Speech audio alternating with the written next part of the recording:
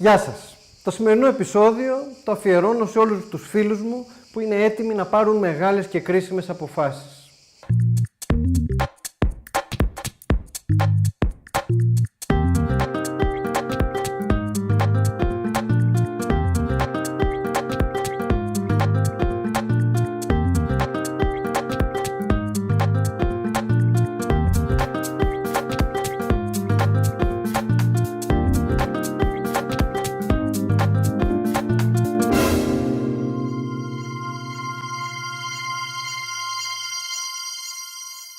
Είναι το βιβλίο της Noreena Hertz, «Μάτια ορθάνυχτα, πώς να παίρνετε καλύτερες αποφάσεις σε ένα περίπλοκο κόσμο», που κυκλοφορεί από τις εκδόσεις Μετέχμιο σε μετάφραση της Ελένης Γκαγκάτσιου.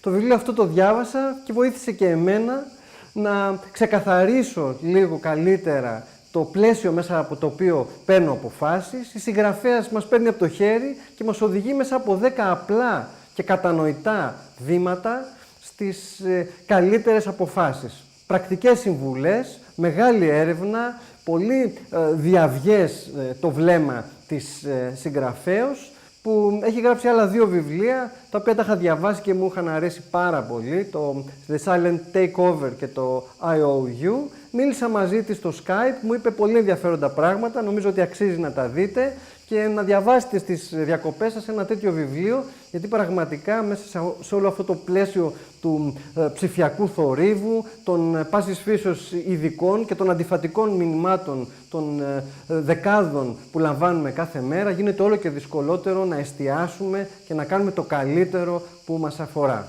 Δείτε τη συνέντευξη. Mrs. Hertz, can you tell me a few things about your new book? Yes, so this book, Eyes Wide Open, is really about how, in a world that is often so confusing as ours, can we make the best decisions possible? What can we do to improve our chances of success? Mm-hmm. Yes, and there are several 10 steps. Yes, so really this book came about from quite a personal experience. I got very sick about 6 years ago, and I had to make big decisions about which doctor to trust, who to believe, what to do. And there I was, somebody who had spent most of my career advising very important people on big decisions, and yet now I realized that I hadn't thought that much about how we make decisions, about the process of decision making. And so in between MRI scans and tests and lumbar punctures, I started looking at the academic literature in decision making and also interviewing some of the smartest decision makers out there. And I think I drew probably 3 big lessons, even though the book is divided into 10 steps, which I hope are useful not only in health decisions, but decisions to do with your career, to do with your relationships, to do with your savings, to do with your pensions.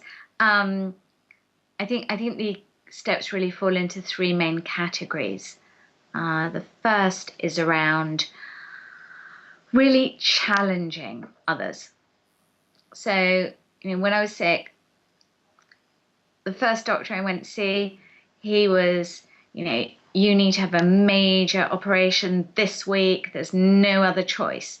The second doctor I went to see, he spent the whole consultation telling me about his own experience with Prozac, the antidepressant, and then said, maybe you should try that. So, in the space of a week, I'd had such different opinions. And it turns out that experts actually get a lot wrong. There's a lot of research done on experts, and doctors, for example, they misdiagnose 1 time in 5. 1 time in 5. I mean, that's significant. Big, yeah.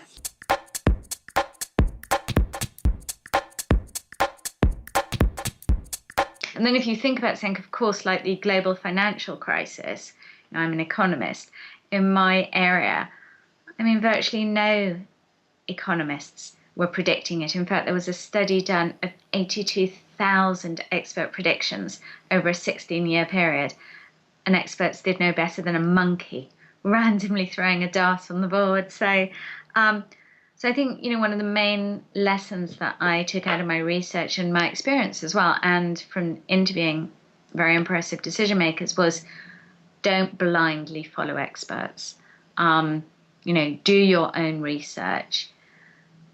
If it is someone you're having a dialogue with, ask questions. If you don't understand the research, who in your network can help you? Maybe in your community, maybe in your kids' school, maybe in your church, but who is maybe online through a group. So I think that was a key lesson. I think the other key lesson was though that we've also got to challenge ourselves, because we bring into the equation a whole host of biases, thinking errors that we're just not even aware of, like our emotions. Our emotions really affect our decision making. So if we're feeling stressed, we become much more tunnel visioned. If we're feeling anxious, we become much more risk averse. If we're feeling happy, we're much more generous. So it's why waiters get tipped more when it's sunny outside, not because they've given better service, just because people are in a better mood. Fascinating research on our physical state and how that affects our emotions. If we haven't eaten, that turns out to be terrible for decision making. There was research done on judges, people you'll think of as being very, very rational decision makers, and they looked at why they granted parole to somebody in prison, and it turned out the single biggest determinant was whether the judge had recently eaten. Yeah, if you went before the judge just before their 10 a.m. snack, disaster. You had a 0% chance of getting parole. Just after, shot up to 65%. Just before lunch, collapsed again to 10%. Just after 65%. So, so we bring so much to our decision making that we're not even aware of. So I think that was another key lesson. So, in my case, I was glad that my husband, would say to me when I was making my medical decision, is this really the right course of action, or, how are you feeling in general? How might that be affecting your decision? We kind of focus on information that echoes what we already believe or want to believe. So when we see information that confirms what we already believe, if we think house prices are going to go up, and then we read something in a newspaper about somebody's house selling for more money, that's the information we focus on. When we get that information, we get a dopamine rush, similar to as if we'd eaten chocolate or had sex or fallen in love. So we need to be mindful about that, or we need to have somebody in our environment who can point it out to us, who can serve as our challenger in chief. Yeah, so those were a couple of the main lessons, really. Okay. Αυτό ήταν σίγουρα το τελευταίο GarageBOOKS της σεζόν, πριν το καλοκαίρι και τις διακοπές. Ευχαριστώ πάρα πολύ για τα σχόλια, τις παρατηρήσεις, τη συμμετοχή στην κλήρωση των βιβλίων των προτάσεων. Ήταν και αυτό το βιβλίο μέσα στις προτάσεις. Θα το ξανακληρώσουμε άλλα 2 αντίτυπα που μας προσφέρουν ευγενικά οι εκδόσεις Μετέχμιο. Σας εύχομαι καλές αναγνώσεις, καλή ξεκούραση, καλή χαλάρωση και μέχρι το επόμενο, καλό καλοκαίρι και τα λέμε.